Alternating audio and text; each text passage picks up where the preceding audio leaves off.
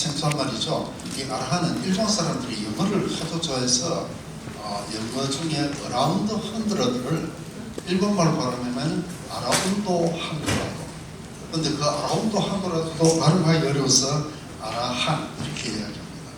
그래서 이는 이제 100 주변이라는 뜻인데 일본에서 현재 베스트셀러 100만 부 이상 팔리는 베스트셀러 작가들의 나이가 100세 전후랍니다.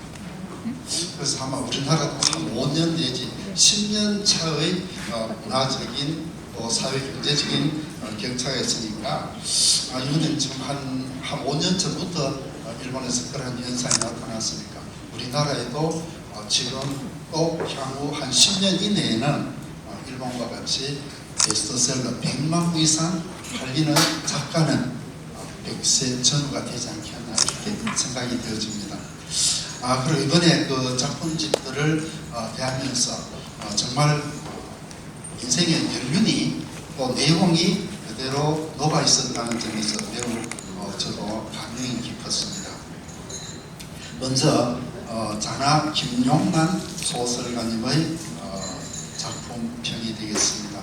선생님은 충남 부여 출생으로 현대문학을 통해서 문단에 나오시고 또 명지대문대학 문예창작과와 광주대학교 문창과를 졸업하고 또 더해서 경희대학교 대학원에서 박사과정을 수료하는 등 우리 문단에서 매우 학구적인 그런 소설 중진 작가입니다. 그리고 1992년에는 첫 소설집을 실천문학사에서 민내 박시덕 하는 첫 소설집을 출간해서 문단의 편은 정통 한편 소설의 미학과 그리고 문체가 매우 향토적이며 이념에 함몰되지 않은 그런 휴머니티로 문단에 매우 큰 조명을 받았습니다. 아마 우리 시대의 이슈를 수면 위로 끌어올리게 한 문제 작가로 문화예술계에서 집중적인 스포트라이트를 받은 것으로 알고 있습니다. 그리고 이후 두 번째로 장편 인간의 시간과 또 장편 칼날과 햇살 또 장편 아내가 칼을 들었다 등 그리고 93년은 한국문학 작품 선행 문예진흥원에서 선정되는 등 많은 작품을 발표하면서 한국 소설계의 중진으로 크게 자리 잡은 분입니다.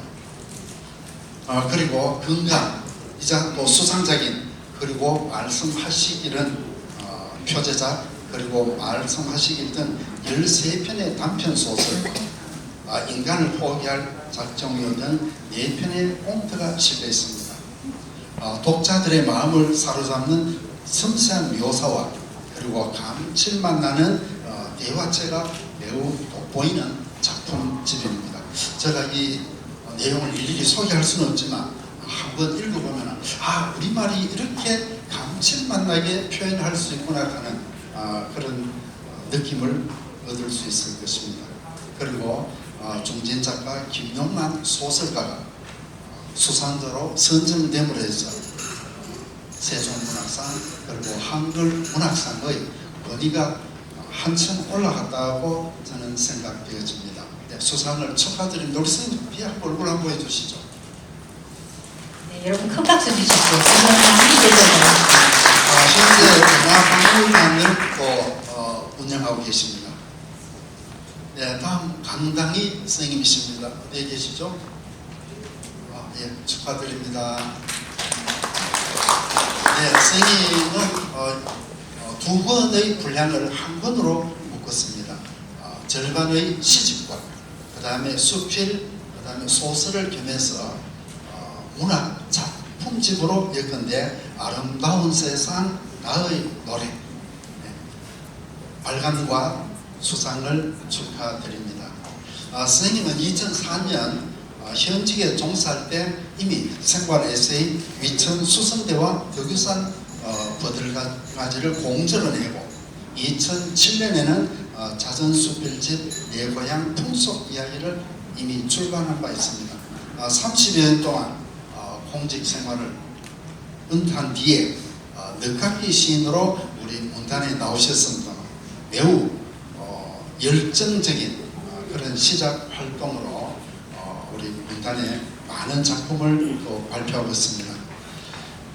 저자는 지난날을 되돌아보며 바른 삶을 살았는지 늘 자문하면서 자신의 삶 못지않게 다른 사람들에게도 좋은 영향을 주면서 살 수 있는 길이 무엇일까? 거기에 우리 사회를 읽고 천착한 결과물이 이 작품집 아름다운 세상 나의 노래입니다.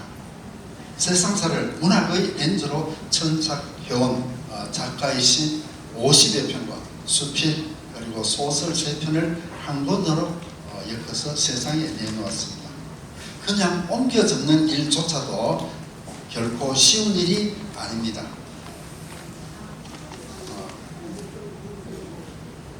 또 장르별 특성에 맞춰서 비유나 상징 또 상상을 의 렌즈로 천착한 그런 시세계와 그리고 또 자전적인 수필들은 사실에 근거하면서도 궁극적으로 인간 삶이 어떤 의미를 가지는가에 대한 해석 그리고 또 한 시대를 정하는 개인의 생애사로서도 매우 가치 높은 내용이라고 생각이 되어집니다. 아무튼 이 작품집이 많은 독자들에게 감동을 주고 또 정신적인 자양을 제공할 수 있는 요소가 가득하다고 생각되어집니다. 수상을 거듭 축하드리며 문은 더욱 크게 펼치시기를 바랍니다. 다음은 박광아 시인이십니다. 축하드립니다. 얼굴 한번 보여주시죠.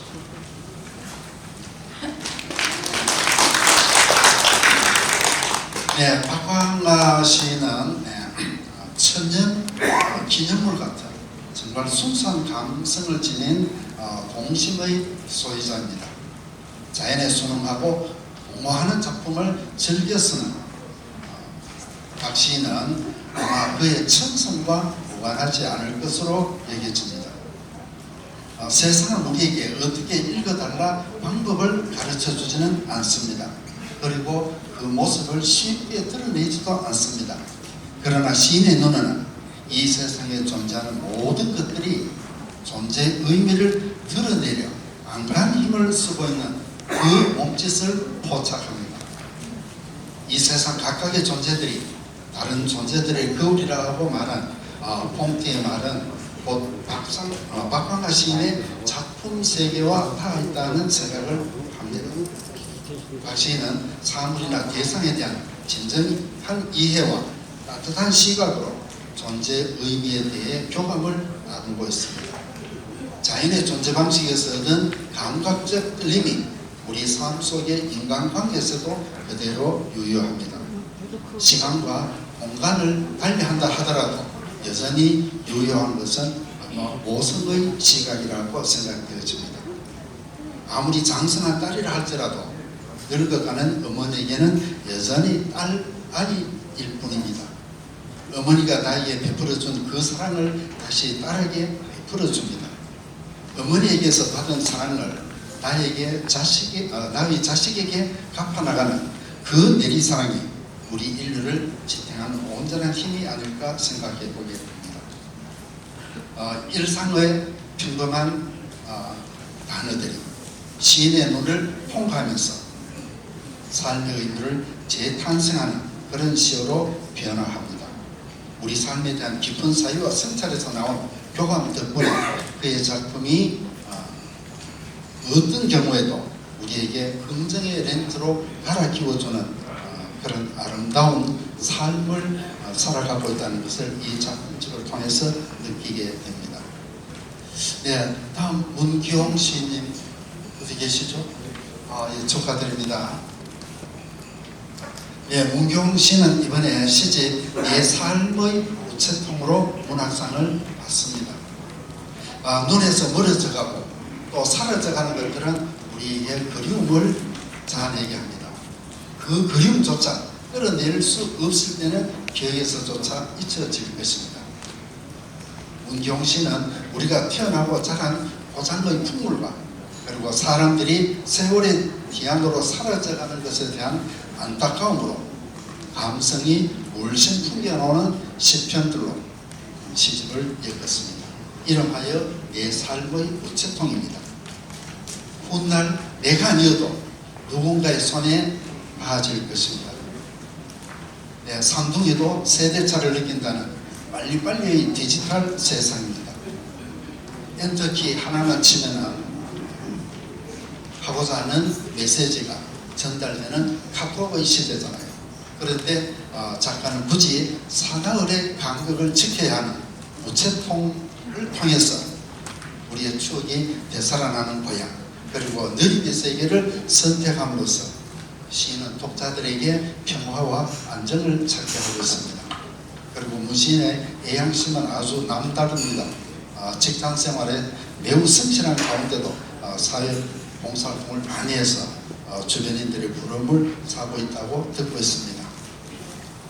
오늘 여유는 없이 늘 쫓기는 삶을 살아가는 현대인들에게 고향은 아득한 신화와 같은 것입니다. 나고 자란 곳, 함께한 가족이 있었고 또 친구들과 산천이 있었습니다. 아마 문기용 시인의 내 삶의 우체통을 읽으면 바로 나의 그 고향 이야기, 또 전설과 같은 그런 추억의 공간으로 데려가 줄 수 있다고 생각이 되었습니다. 그리고 이 문시인의 진솔한 휴머니티가 고향을 잃은 이들에게 말랑말랑한 서정시로 고향을 찾아주고 또 순수한 동심의 세계로 안내할 것이라고 믿습니다.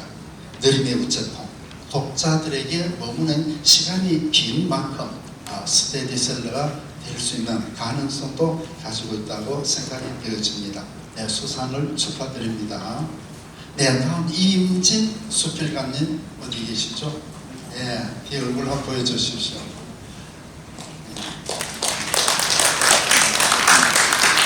네, 임진 수필가는 세 번째 에세이집 사과꽃 필 무렵으로 오늘 수상을 하셨습니다.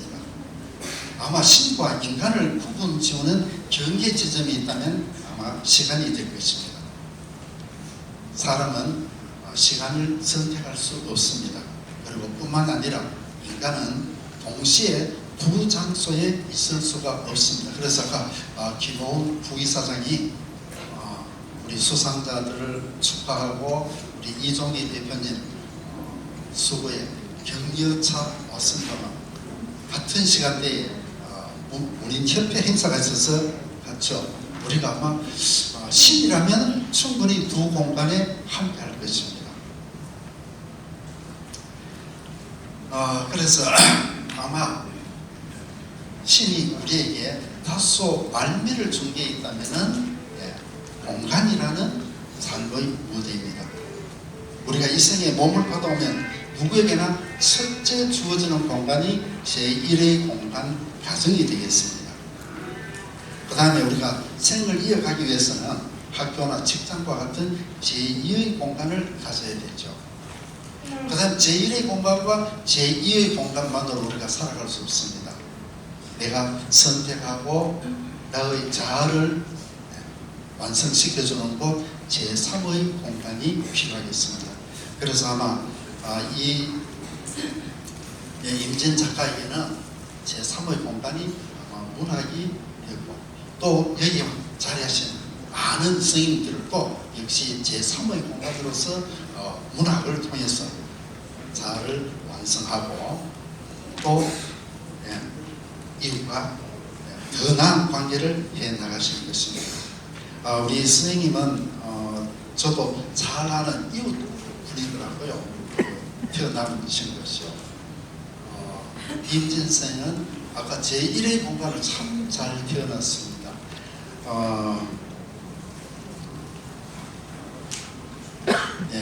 아마 조선시대 우리나라에서 명문가 중에 명문가라 하면은 아마 광주이시, 경기도 광주가 있죠. 네, 그 광주이시 둔촌 이집의 후예로 태어났습니다.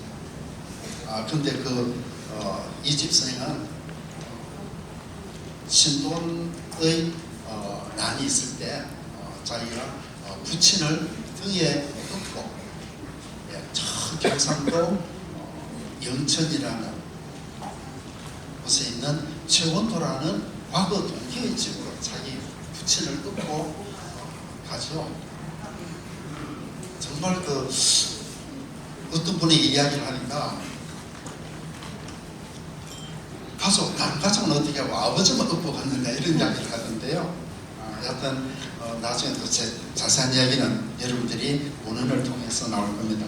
그래서 선생님의 제1의 공간은 효도와 그리고 의리라는 그런 것이 아마 피어로 이어지는 그런 유전 인자 속에서 제1의 공간을 가졌고, 제2의 공간은 아마 제자를 키워내는 교사로서의 제2의 공간, 그리고 이 모든 것을 아우르는 제3의 공간으로서 문학의 세계, 뭐 이런 것들이 이 작품 속에 매우 잘 나타나 있고요.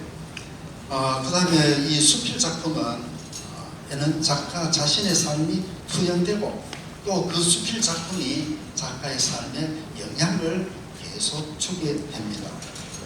그래서 이 작품집에서 진솔한 삶을 문학의 렌즈로 걸러낸 작가의 노력에 존경과 또